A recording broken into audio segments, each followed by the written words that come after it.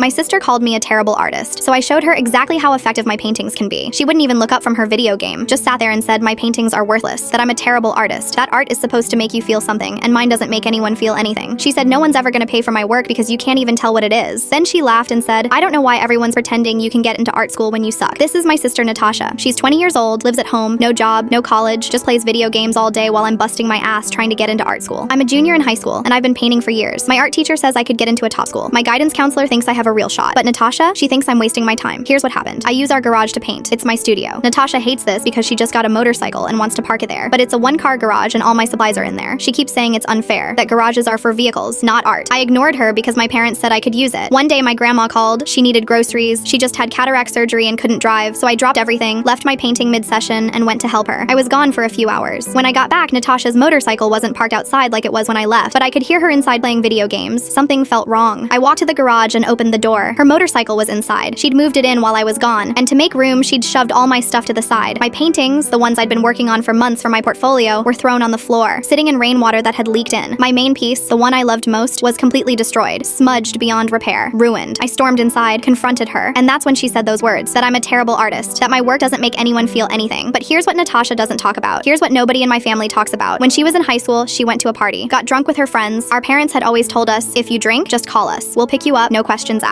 But she didn't call. Her and her friends decided to drive to another party. It was raining. Her best friend was behind the wheel, completely wasted. They crashed. Natasha walked away without a scratch. Her friends got some broken bones, but they survived. But there was another car, a family, and there was a little girl in that car. That little girl died. She didn't make it. And Natasha, she only got community service because she wasn't the one driving. Her best friend went to prison. And my sister acted like nothing happened. No guilt, no remorse, nothing. Like that night never existed. So when she said I'm a terrible artist and my work doesn't make people feel anything, I decided to test that theory. I went to my room, grabbed my brushes, and I started painting. I painted that rainy night, the dark road, her friend's car, and a small figure on the ground. Just a smudge, really. But you could tell it was a little girl. And I painted my sister standing over it, looking down. It was dark, moody, atmospheric, no blood, just pure emotion, just the weight of that moment. When I finished, I hung it in our kitchen, right where she'd see it. Then I called her downstairs. I said, hey Natasha, can you come check if this painting is hung straight? She walked in, saw it, and froze, completely froze. Just stood there staring at it, not moving, not breathing, just staring. I asked her, can you tell what this is? I said, I know I'm a terrible artist, so I wasn't sure if people would understand it. She didn't answer, so I kept going. I said, I didn't think it would bother you. You said I'm not good enough to make anyone feel anything, right? And then she broke. Right there in the kitchen, she started sobbing, not just crying, sobbing, her whole body shaking. She couldn't even look at me, couldn't speak, just stood there with tears pouring down her face, staring at that painting. Then she ran out of the room and locked herself in her bedroom. I could hear her crying through the door. I honestly didn't expect that. I thought she'd yell at me, maybe throw something, but I didn't expect her to actually feel something. For the first time in years, she felt something about that night. And you know what? I'm not apologizing, because if my art can make my emotionless sister finally confront what she did, if it can break her years of denial and make her feel the weight of that little girl's death, then I'm not a terrible artist.